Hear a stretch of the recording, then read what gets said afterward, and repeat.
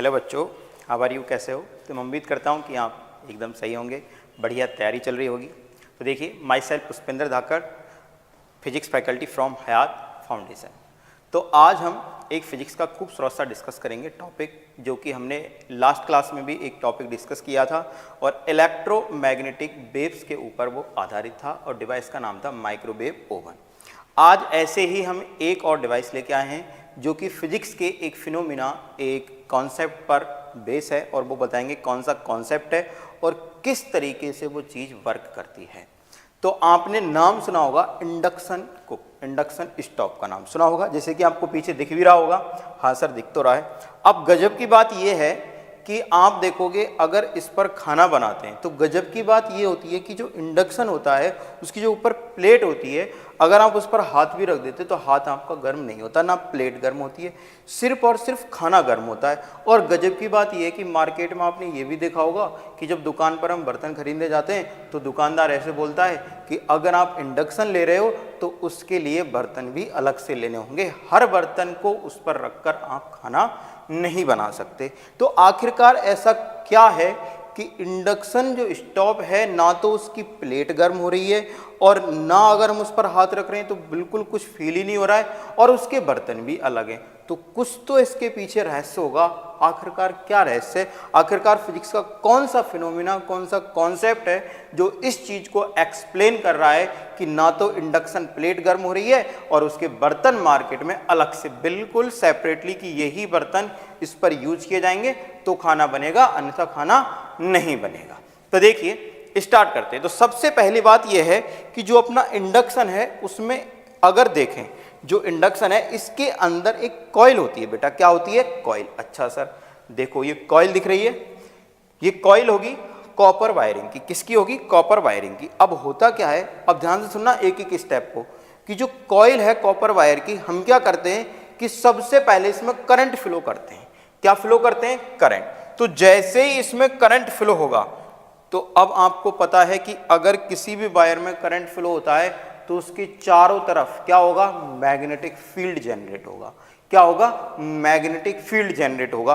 और करंट कौन सा फ्लो करेंगे हम? इसमें करंट फ्लो करते हैं बेटा कौन सा? एसी। कौन सा करंट फ्लो करते हैं? AC current. तो एसी करंट जैसे ही फ्लो करते हैं तो जो मैग्नेटिक फील्ड इसमें जनरेट होता है, आपको जनरेट हुआ दिख रहा होगा, ये मैग्नेटिक फील्ड होता है ऑसिलेटिंग मैग्नेटिक फील्ड, मतलब बहुत चेंज होता है।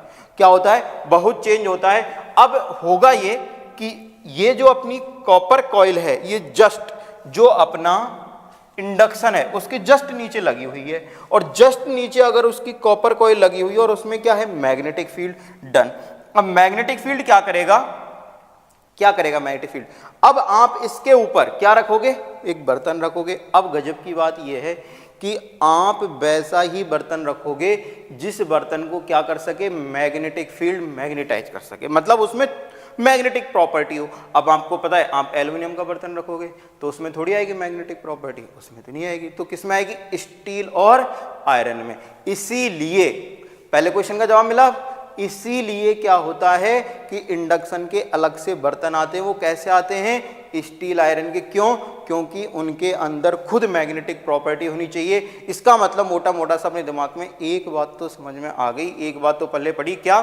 कि यहाँ पर जो खाना बनाने का कॉन्सेप्ट है वो कहीं ना कहीं मैग्नेटिक फील्ड से क्या करता है? रिलेट करता है। तो मैग्नेटिक फील्ड से अगर रिलेट करेगा तो इसका मतलब सीधा सीधा दिमाग में क्या क्लिक होगा कि बर्तन ऐसा होना चाहिए जो मैग्नेटिक फील्ड की प्रॉपर्टी रखता हो। इसका मतलब स्टील और आयरन के बर्तन। डन। अब होगा क्या कि जैसे ही क्या करोगे बेटा? बर्तन को रखोगे। किसको रखोगे? बर्तन को इसके ऊपर रखोगे तो होगा ये कि बर्तन जो होगा उसके अंदर मैग्नेटिक प्रॉपर्टी होंगी। डन। अब नीचे से जो अपना मैग्नेटिक फील्ड है, वो मैग्नेटिक फील्ड बार बार क्या हो रहा है बेटा? चेंज हो रहा है। मैग्नेटिक फील्ड क्या हो रहा है? बार बार चेंज हो रहा है। और जब किसी मेटल सरफेस के लिए मैग्नेटिक फील्ड बार बार चेंज होता है तो उस मेटल सरफेस पर करंट के लूप्स बनते हैं। क्या बनते हैं? करंट के लूप्स। और करंट के जो लूप्स बनते हैं वही करंट के लूप्स क्या बन जाते हैं? वही बन जाते हैं ईडी करंट। तो इसका मतलब यहां सीधा सीधा क्या है कि जैसे ही करंट फ्लो होगा कॉइल में कॉइल में क्या होगा, ऑसिलेटिंग मैग्नेटिक फील्ड होगा, और ऑसिलेटिंग जो मैग्नेटिक फील्ड है वो अपने बर्तन में क्या करेगा, वो अपने बर्तन में ईडी करंट क्या करेगा, जनरेट करेगा। और जब ईडी करंट से जनरेट होगा, क्या होगा, ईडी करंट से जनरेट होगा, तो उसकी वजह से क्या होगा, यहाँ जो मेटल सरफेस है उसके अंदर हीट जनरेट होगी, और हीट जनरेट होने की वजह से क्या होगा, खाना गर्म हो जाएगा। क्या हो जाएगा, खाना गर्म हो जाएगा।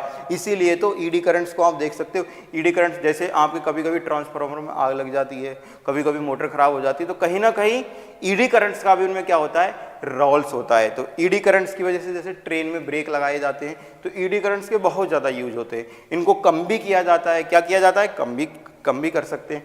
तो यहाँ पर जो अपना खाना बन रहा है पूरा का पूरा, वो किसकी वजह से बन रहा है, ईडी करंट्स की। होगा ये कि कॉइल होगी, कॉइल में मैग्नेटिक फील्ड होगा, मैग्नेटिक फील्ड चेंज होगा, ऑसिलेट होगा, और ऑसिलेटिंग होने की वजह से जो मेटल सरफेस है उसमें करंट के लूप्स बनेंगे, और करंट के लूप्स बनने की वजह से उसके अंदर क्या होगी बेटा, हीट जनरेट होगी, और हीट जनरेट होने की वजह से अपना क्या हो जाएगा, खाना बन जाएगा। तो इस तरीके से आप सोच सकते हो कि यहाँ मैग्नेटिक फील्ड है, अब मैग्नेटिक फील्ड उसी में ईडी करंट्स करेगा जो कि मैग्नेटाइज प्रॉपर्टी रखेगी। तो इसका मतलब आप देखोगे कि जो प्लेट लगी हुई है वो मेटल की होती नहीं, तो इसका मतलब प्लेट गर्म होनी नहीं है। तो इसलिए इंडक्शन गर्म नहीं होता, सिर्फ वही बर्तन गर्म होता है जिसके अंदर मैग्नेटिक प्रॉपर्टी होती है। इस तरीके से अपना क्या करता है, इंडक्शन स्टॉप वर्क करता है।